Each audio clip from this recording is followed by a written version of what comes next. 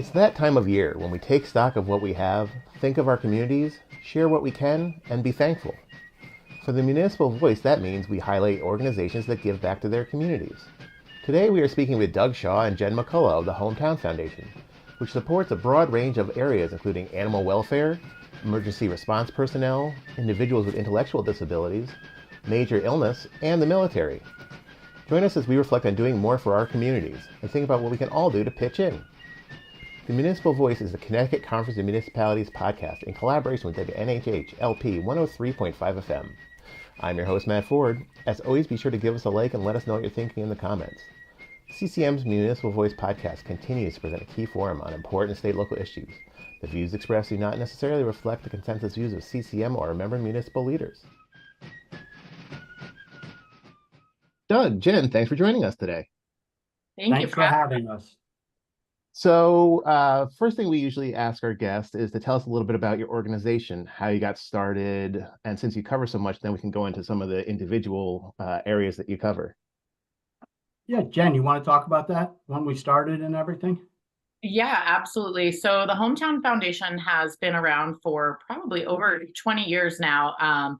It really started as a way to give back to Special Olympics, which kind of gave birth to our individuals with intellectual or developmental needs pillar. Since then, we have been asked to help in so many different areas of the communities around us, and it's grown. So now, in addition to that first pillar, we also have animal welfare, major illness, the military, and emergency response personnel. So we really kind of run the gamut of pretty much anything you could be passionate about. We support it in some way. Great. So I guess the first alphabetically, we might as well start with, is animal welfare. Can you tell us what you do year-round to help out animals? Absolutely. So we'll back up to say we have the Dream Ride experience. It happens every August. Again, that kind of stemmed from that first initial motorcycle ride and grew. But part of the Dream Ride experience does entail an animal adoption event. So we bring in probably a dozen rescues, and they have different animals that are adoptable. So we do a lot of dog adoptions and stuff like that. We partner with Big Dog Ranch Rescue down in Florida. We actually do a lot of adoptions with them. They support us if we find somebody, for example, with special needs who needs a specific kind of dog, or a dog would just kind of help make their everyday life like a little more fun. So we partner with them on that. And with Dog Star Rescue here in Connecticut, they're a really big partner of us as well. And then of course we get different requests throughout the year. If there are animals in need in different shelters, or different foster agencies and stuff like that, who kind of run into those situations, where there's a litter that has parvo, or there's an animal that was abused and things like that. So it really kind of spans all the different needs of animals, and, any way that we can help them. That's great. And about how many adoptions do you think you facilitate in a year? So Dream Ride alone is usually about 100. Wow. Yeah, it's really cool. And then last year we at our Back the Blue event, which was in response to the shootings in Bristol, we worked with Dog Star, and they actually were waiving the fees for emergency response personnel during that time. And then we also had the dogs there on site. We bring dogs to a lot of different events, whether it's to our Farmington Polo Club for just, a regular polo match. We really try to incorporate it in as many places as we can to get those adoptable dogs and animals, cats and other animals in front of the general public to make that connection. So just doing whatever it takes to get those animals into good homes. Absolutely.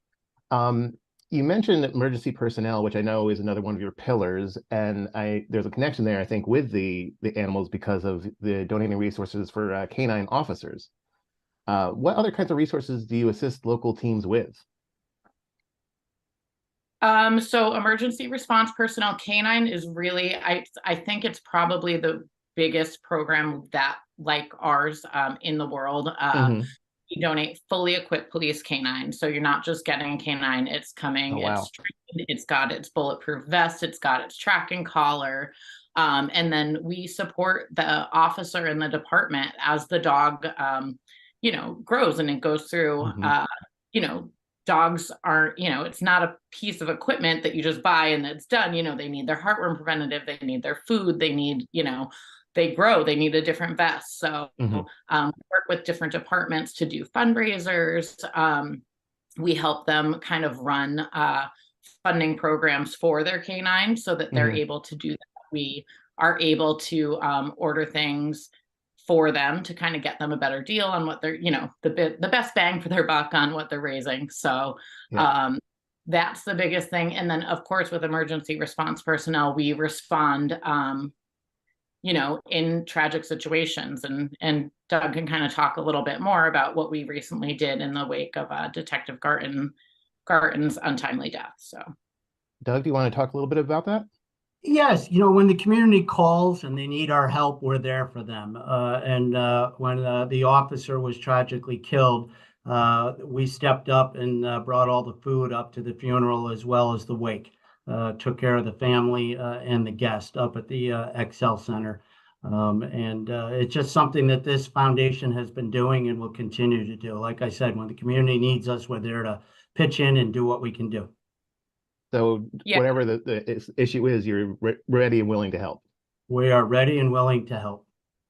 And luckily, we're backed by Bizzuto's and the Farmington Polo Club. So we kind of have, I'm not a big cook. So luckily, we have the Farmington Polo Club to kind of take care of the actual, catering and the great food and things like that. And then the Bizzuto's trucks to transport it. So it really is like, really does work all together. Very symbiotic. Well, that's great. Yeah, Matt, I've been here just for a couple months. That's why it's great that Jen's on here because she has all the vast knowledge of everything that we've been doing. As far as a not-for-profit, I've been in the nonprofit world for over 20 years. Okay. And what I've learned is it's all about people that you've connected to your nonprofit. And so I just want to talk about a little bit about our staff. We have a tremendous staff that really cares about the community. And like we just described with the officer when he passed away, when there's a community need, our staff steps up and the answer is yes, we're here to help. And then it's more than just your staff that you connect to your nonprofit. To have a great nonprofit, you have to have a wonderful volunteer base, which we do, great community partners like the municipalities and towns that we work with. But also we want to thank all the donors and sponsors that really participate in everything that we try to accomplish. Because without people and connected to the foundation, we couldn't accomplish what we accomplish. You really need the help of the community. Absolutely. I know you also provide educational programs, training opportunities. Do you do them all yourselves, or do you work with other accredited organizations? What kind of trainings are they? As far as that goes, it's more of leadership opportunities that are provided. So again, it all kind of circles back to Dream Ride in the end. So at Dream Ride, we have our Dream Riders who, again, they started as just people from Special Olympics, but we've really expanded to include different organizations such as Best Buddy, Make-A-Wish, and then a lot of smaller organizations that are really helping those communities who are kind of, they need a little bit more from the world, and they are, we have these amazing organizations that are stepping up to help. And so when they're able to come to Dream Ride and be in an environment where they look around and there's so many other people like them, whether it's somebody with Down syndrome, whether it's somebody in a wheelchair, whether it's somebody who's battling cancer, somebody with autism, just some, they're sensitive to sounds or light, so they've got their ear protection on. And you just see other people, so you don't feel that isolation that maybe you would feel in a normal setting. And so having the Dream Riders be able to come together provides that leadership opportunity. We have some who will kind of help lead different games, some who will be able to see another person who's kind of struggling and know the way to help them because they've been through it before. So those are really the leadership opportunities at this point that we're able to provide, as well as Doug mentioned before, like having the volunteers and things like that. So we try to involve our Dream Riders in different ways in volunteering. We have a great group in Florida who is always stepping up to help.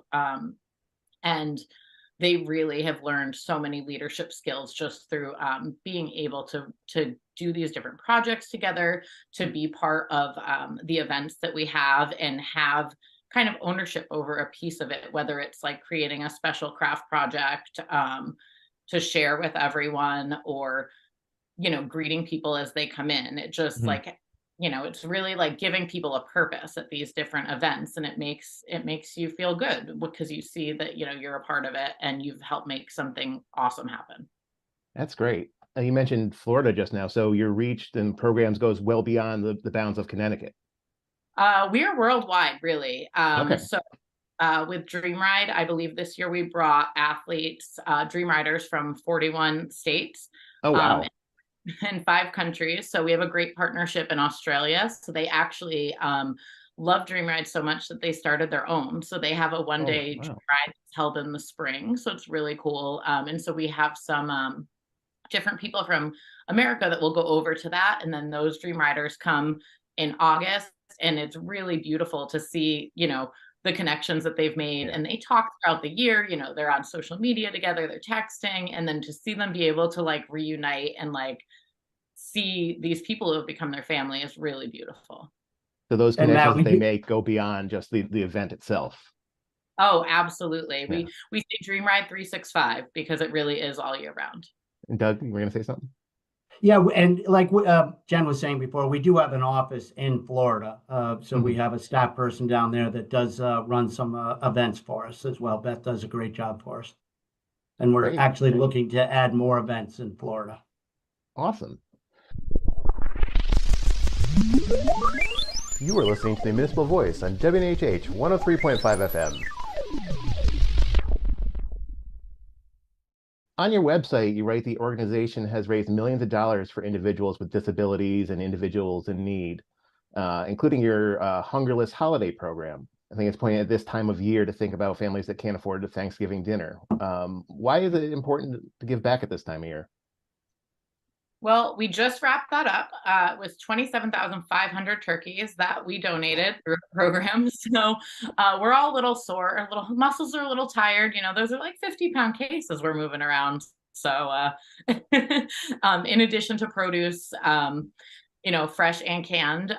So really, when you like think about how many people a turkey serves, it's over 100,000 people that we provided holiday meals to with the help of our retail partners, with the help of Bazzuto's, of course, our sponsors and our donors. We would never be able to do this without them. But I mean, it's kind of one of the easy ones for people to buy Mhm. into.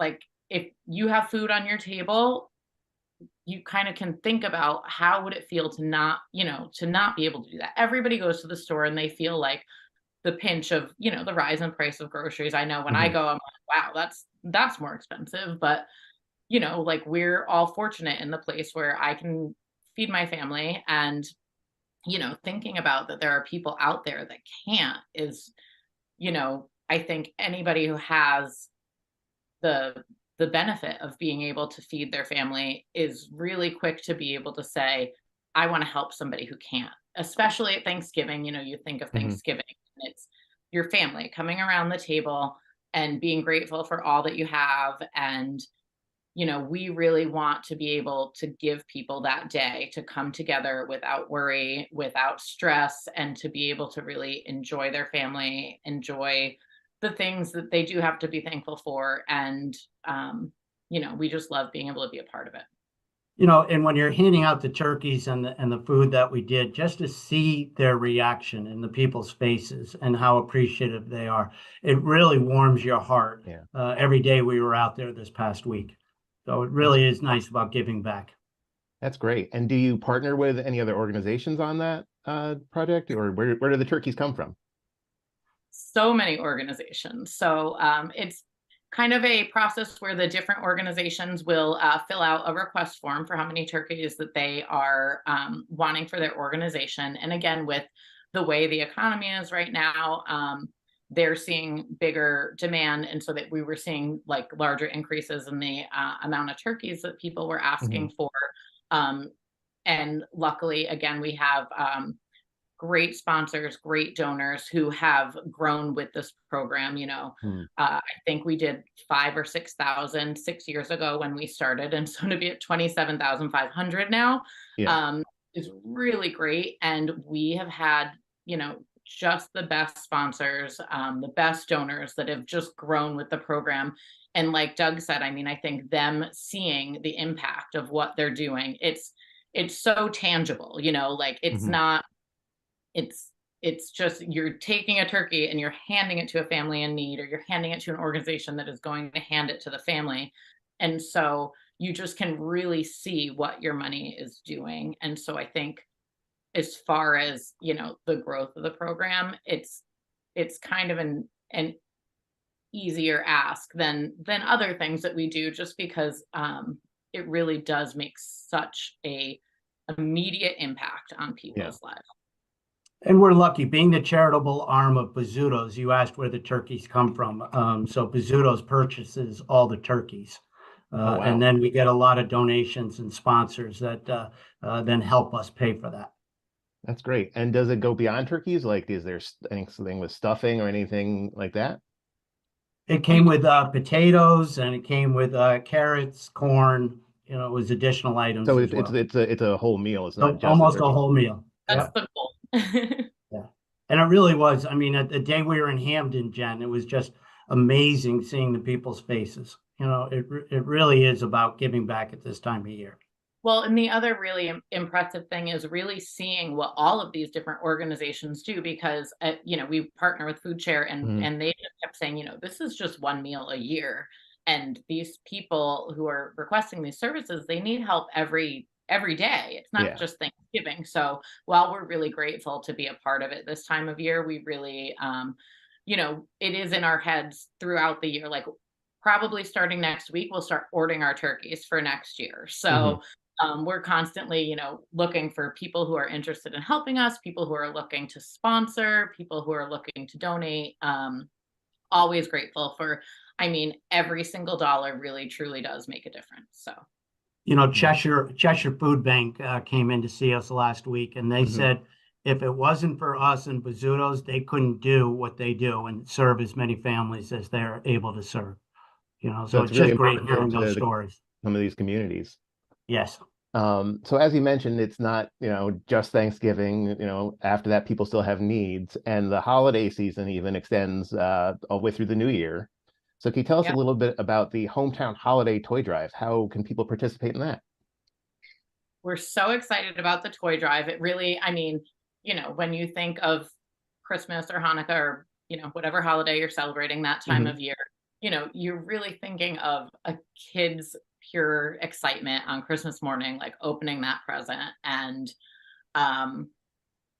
so our toy, again, just like our turkey drive, our toy drive has really grown over the years. And it's kind of this process where we get different organizations that will request toys, and we have sponsors and donors, especially out in the community. We have great partners who are serving kind of as a box drop for people who want to donate a toy.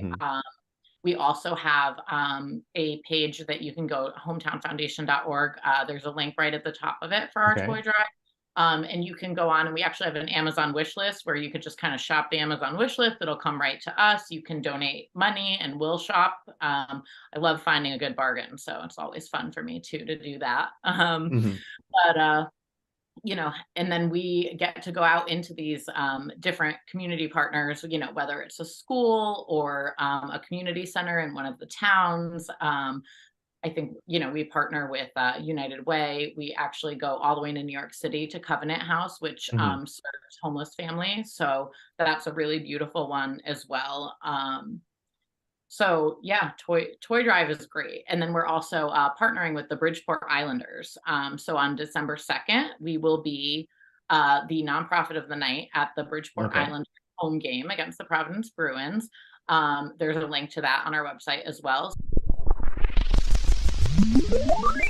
You are listening to the Municipal Voice on WNHH 103.5 FM.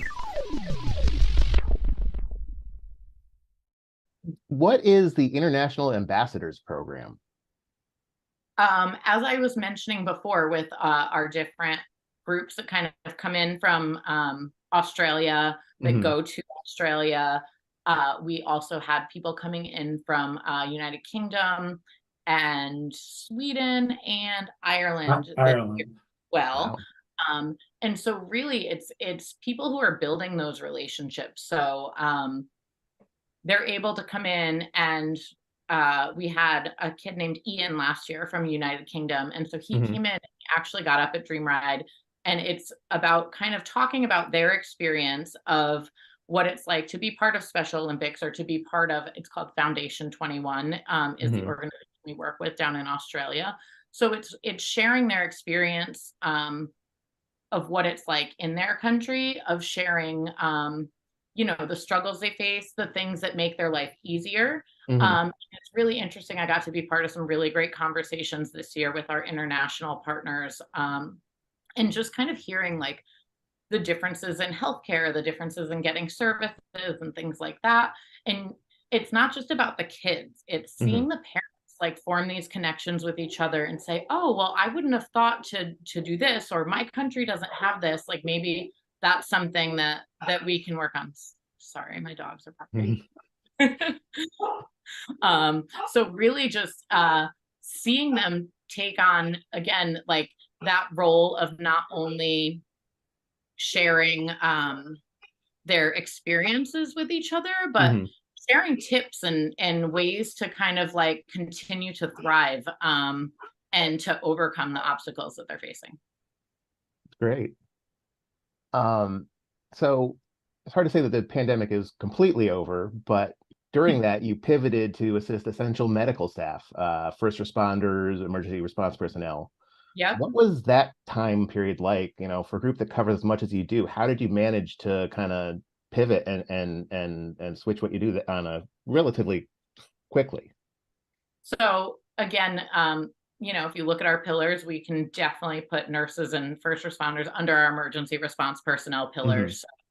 And again, our partnership with Bazzuto's was huge in this, because we had access to things like hand sanitizer, toilet paper, sanitizing wipes, masks.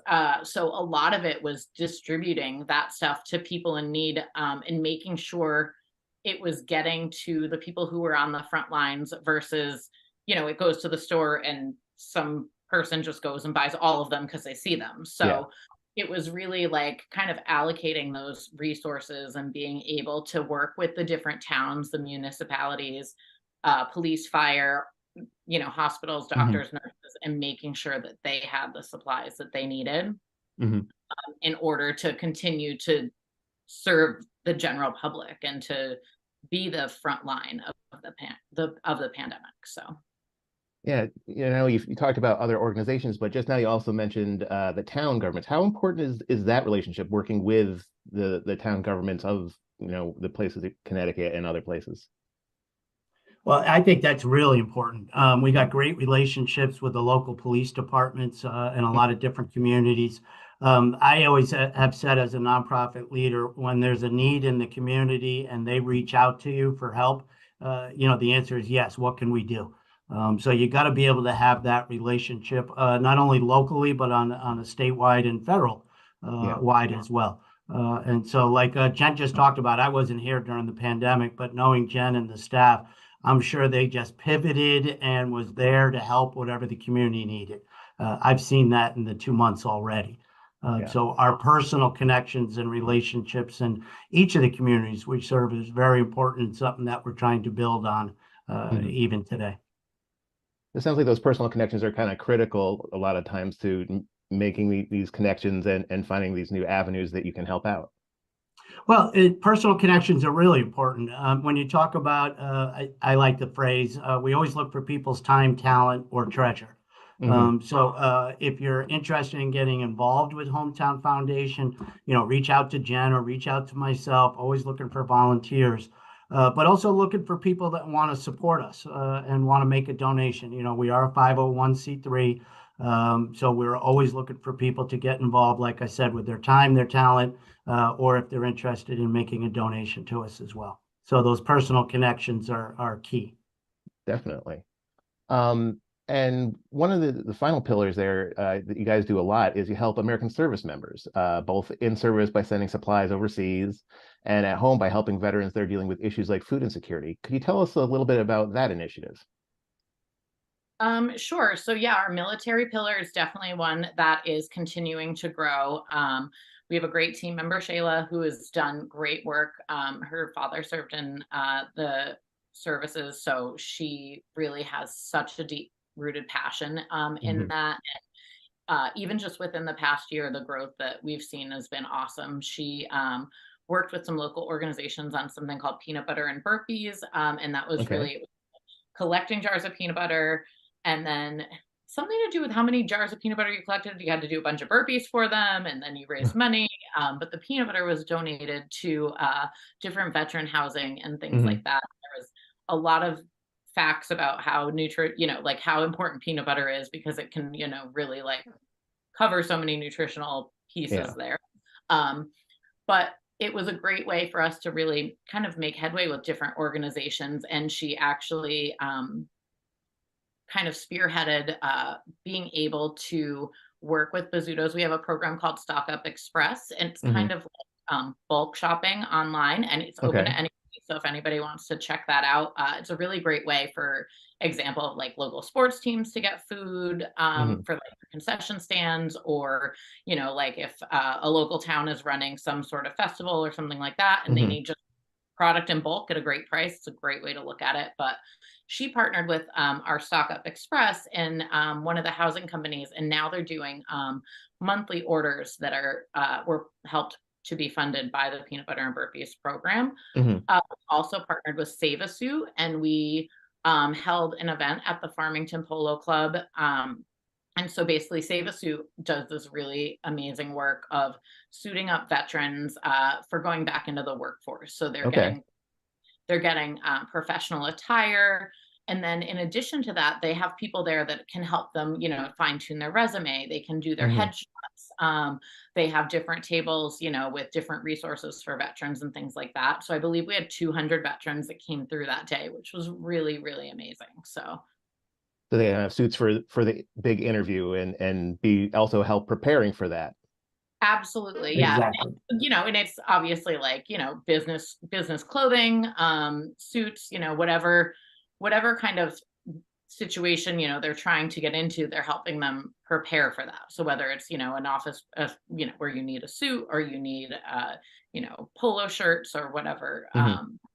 they're really working to make sure that our veterans are well prepared to re-enter the workforce, and they have all the tools that they need.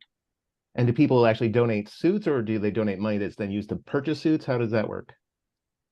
So we actually had a donor at one of our Florida events that sponsored the 200 suits, which was great. And Wow. so I believe some of them are suits that were donated and clean, but then they have Save a Suit has a partnership where they also get the suits, and of course, women's suits are included as well, or Important. Yeah. business clothing. So. You are listening to the Municipal Voice on WNHH 103.5 FM.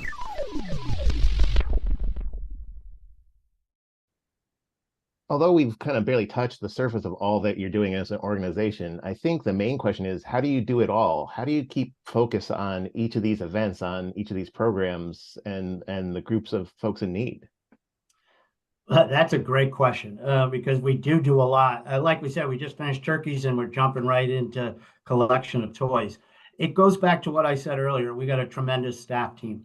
Hmm. So each of our pillars has a leader. Okay. So they kind of lead those activities for us. And then I've told Jen this many times. She's an amazing person who can organize events. So she gives a lot of leadership to those pillar leaders.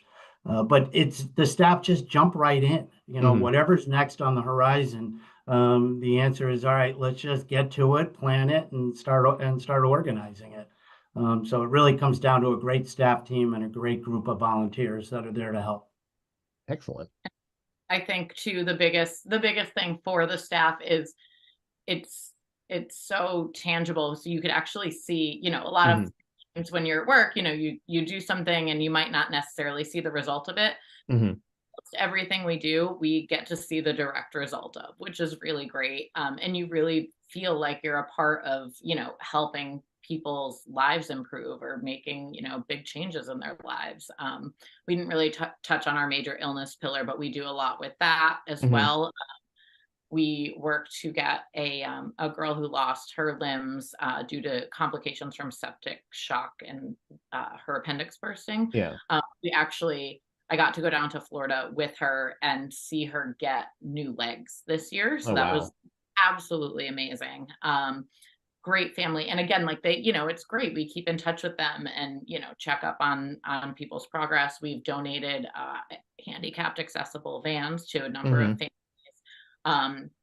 And again, this is the kind of stuff we can't do without the support of our donors and our sponsors. And so, we get so many requests, and luckily we're really blessed to have so many people in the community who are supporting us. But again, Doug said, we're always looking for more people who are interested, and it doesn't have to be, it doesn't have to be a huge donation. It could be, are you willing to host a fundraiser? Are you willing to share our social media posts? Are you willing to just engage on our social media page to get the word out there?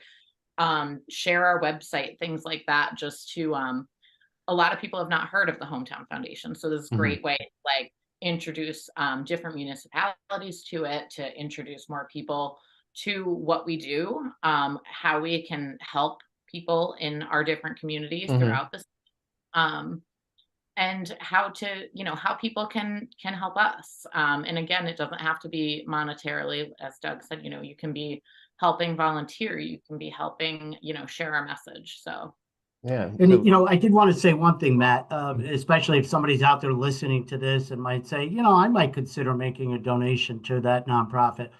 I know a lot of donors want to know how much money, if I donate, is going back out in the community. And I'm really excited to be able to tell you that less than 1% of the money that comes in covers administration. Thank you to Mr. Bizzuto.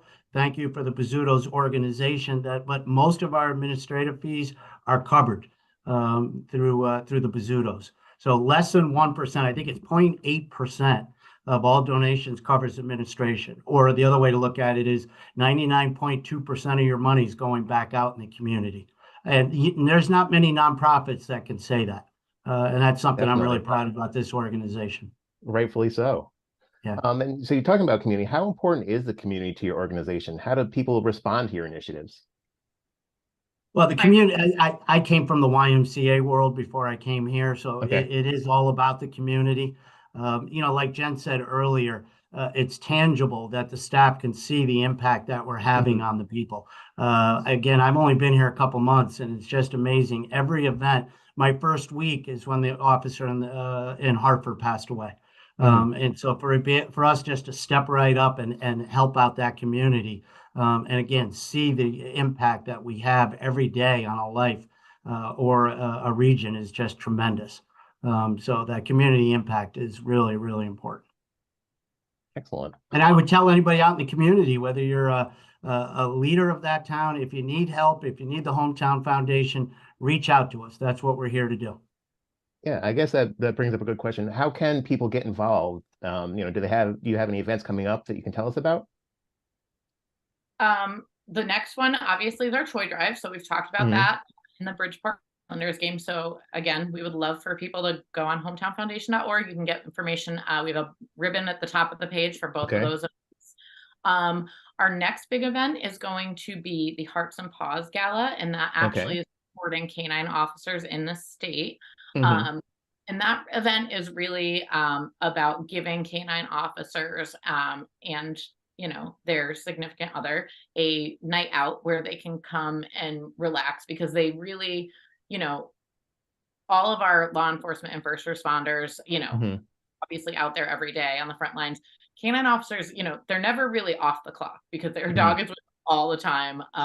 It's always about training, and like they could be called at any moment to go in and help with whatever their dog is trained for, whether it's a lost person or finding drugs or finding a person, on the run. So that one, we partner with iHeartMedia which is a great partner of ours. And we give those canine officers a awesome night out, kind of, show them what they mean to the community. And so we have sponsorship opportunities.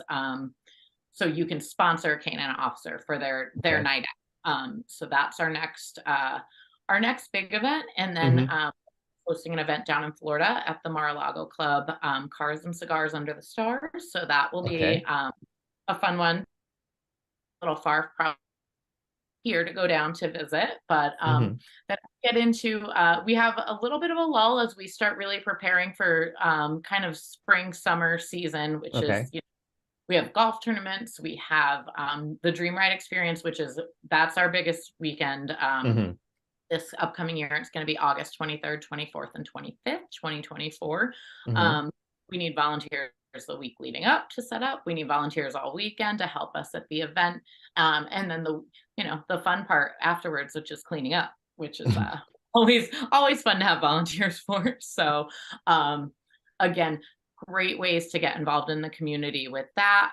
We have really great chances. You can sponsor a Dream Rider. You can get to know them. If you choose to sponsor the Dream Rider now, it's something where you can really you can meet them and build that bond and then see them at the event. So we've had a lot of sponsors who have really grown relationships through that.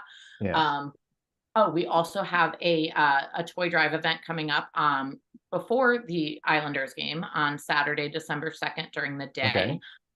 We're having the Hoffman Holiday Toy Drive.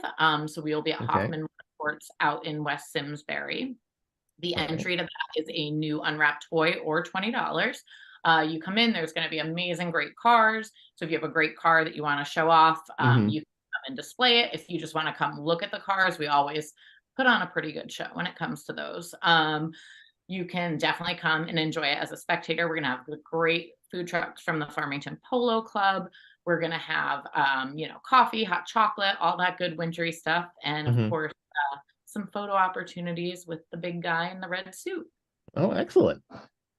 And all of this can be found on our website, hometownfoundation.org, and you can just click on events. There's an event calendar that shows everything that we're doing. You can find all the information there. Yep. And we're on Facebook, Instagram. Those are great places to stay up to date on what we're doing. Again, you see something that looks interesting to you, we'd love for you to love it and share it and, help us get the word out because, the more people that we can reach, the more people we can help, the more people we can hopefully get to help us. So, yeah. Speaking about hopefulness, we kind of always like to end the show talking with guests about the future. So I want to ask you both, are you optimistic about the future? And also in this time of year, what are you thankful for? So I actually just posted the other day. We had a great video that one of our interns made. And I was just actually posting that I'm just so grateful to be able to work with the people that I work with. I mean, we have a most amazing team, as Doug's mentioned a few times now. We're a small team, there's not even 10 of us. So to be able to do everything we do with that team, but to have the support of Bazzuto's, the Farmington Polo Club, and the communities around us, and to be able to do this for a job and make an impact in the community is really, really great. And of course, my family, their health, and all that good stuff. And family. I'm really thankful the last couple of months to be joining this team that Jen's just talked about. And to me, it's always about giving back to the community and seeing their reaction when we're there to help. So I'm very appreciative of being part of this foundation. Great. But yeah, and then as far as the future, I think unfortunately, we seem to be at a time where we're seeing more and more of a need for help in different ways. And again, part of that is that the foundation has grown so much over the years. And so we're, people know more about us and are requesting help. But I think there's also just a greater need within the community. So, while you don't ever want to see that need there, I think that we're very fortunate to be able to help people when it comes to those asks. And, to be able, to be able to help somebody when they're facing, a dark time. So Yeah. to be able to be that light for them. We don't want to have to say no. When people need us, we want to be there for them. So the help of volunteers and really people that want to step up and be donors and support what we do is critical for us to be able to continue saying yes and to continue to grow. Well, Doug, Jen, thank you so much for speaking with us today about everything you're doing at the Hometown Foundation. Thank you for having us. This was great. Thank you very much. All right, and good luck in all your upcoming events. All right, have a good holiday too, Matt. We'd like to thank our guests, Doug Shaw and Jen McCullough of the Hometown Foundation. The Municipal Voice is a co-production by CCM and WNHH 103.5 FM. Christopher Gilson is our producer, Harry draws on the boards, and I'm Matt Ford, your host. Be sure to check out our Facebook page and give us a like, and watch out for our CCM chat series on our YouTube page.